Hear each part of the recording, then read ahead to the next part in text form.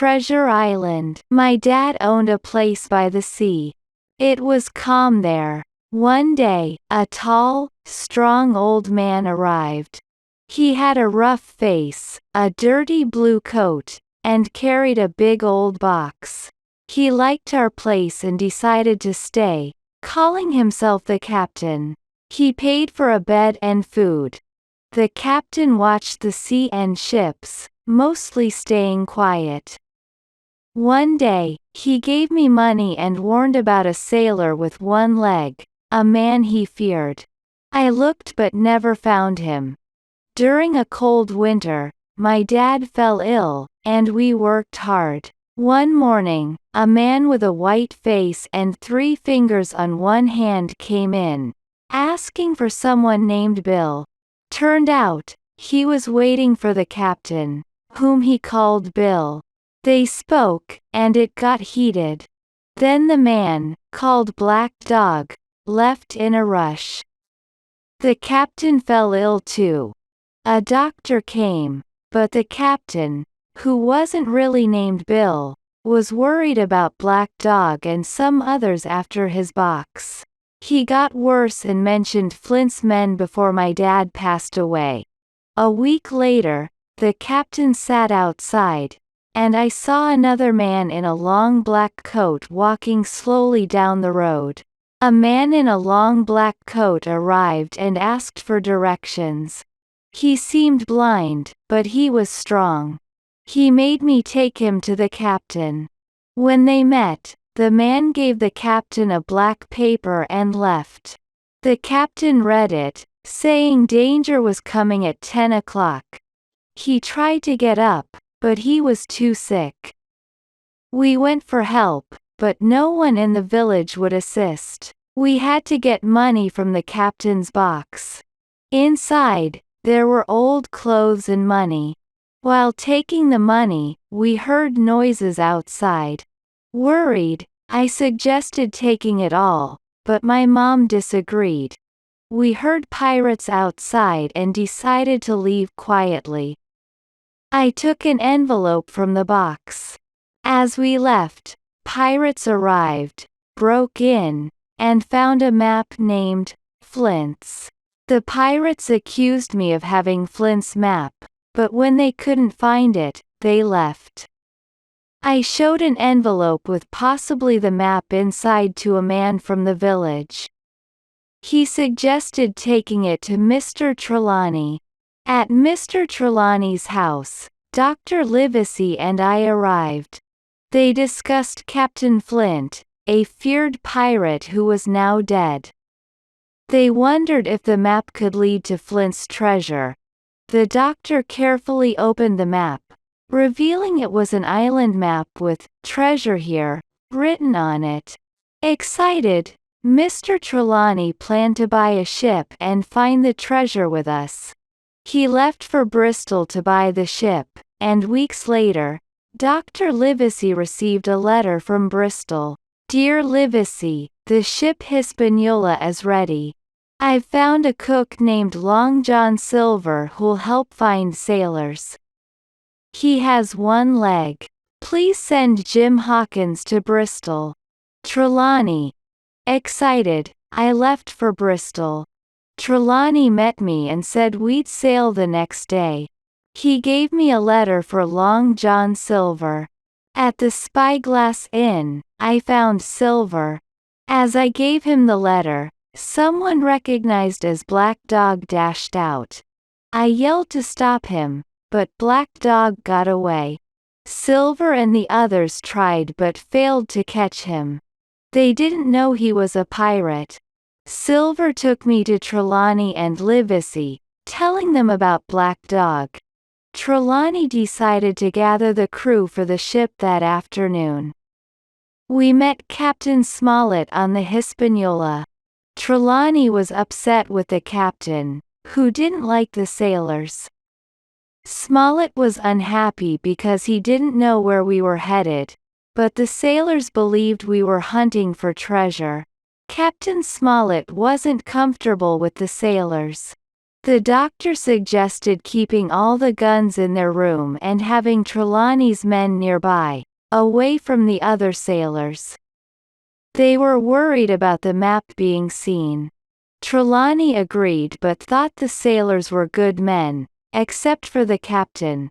Later, Captain Smollett ordered me to help the cook, Long John Silver. The ship left Bristol with good weather. The sailors liked Silver from his days as a good fighter before losing his leg. He was always kind to me. Trelawney liked keeping the sailors happy with fruit. One night, I overheard Long John Silver talking about his past with Captain Flint and his pirate crew. He offered me a chance to join them as a pirate, but Silver said they needed to wait until they found the treasure. When we spotted an island, everyone rushed to see it. Silva knew about the island's history and recognized the central hill, the spyglass. Smollett showed Silva a map, but it wasn't the treasure map. I spoke to Dr. Livesey, informing him that most sailors were pirates planning to kill us for the treasure. "Thank you, Jim," said Mr. Trelawney, admitting his mistake about Silver. The doctor praised Silver's cleverness, and we all trusted him.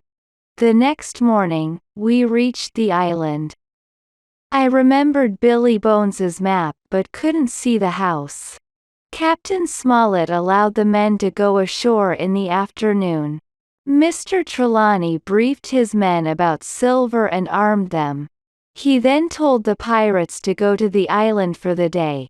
I sneaked into one of the boats with the pirates. On the island, I heard the pirates fighting and one of them died.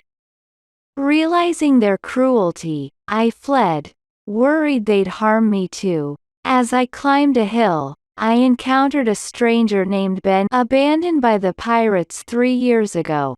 I told Ben about the ship and Silver's presence. He offered to help Mr. Trelawney and showed kindness towards us.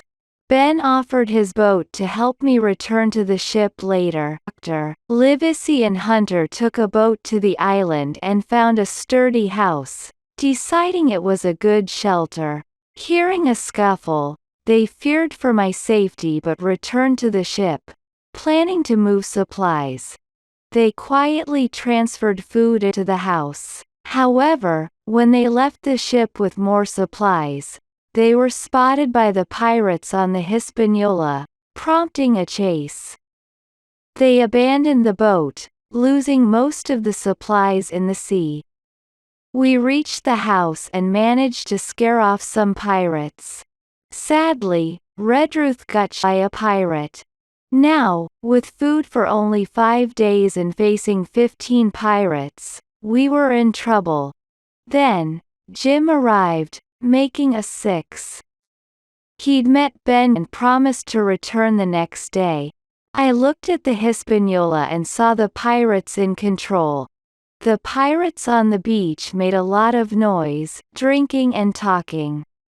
I told Dr. Livesey about meeting Ben and his possible help.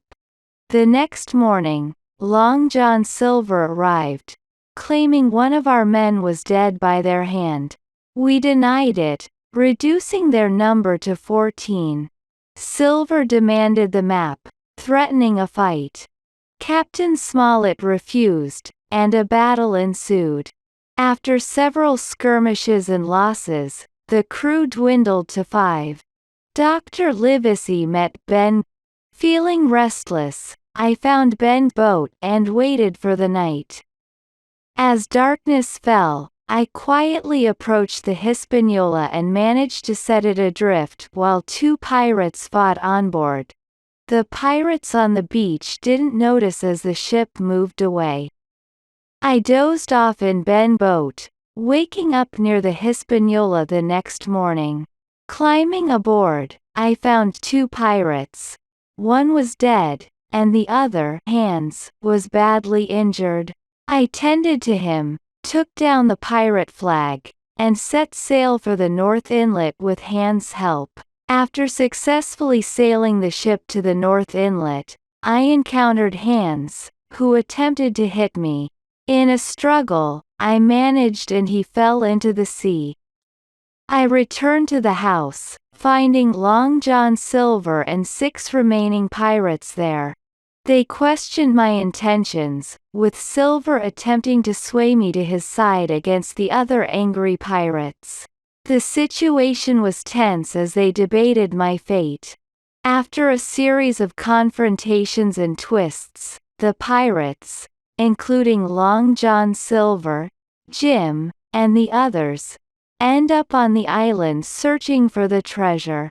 They follow clues left by the dead man, supposed to lead them to the treasure, only to find an empty box under a large tree.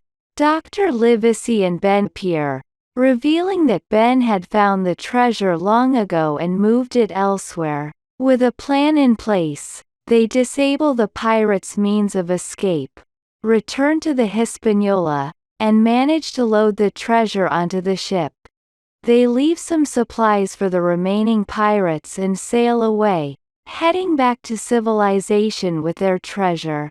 Long John Silver, despite his actions, manages to escape with a portion of the treasure before departing from the group. Eventually, they return home safely, never desiring to revisit the treacherous island again.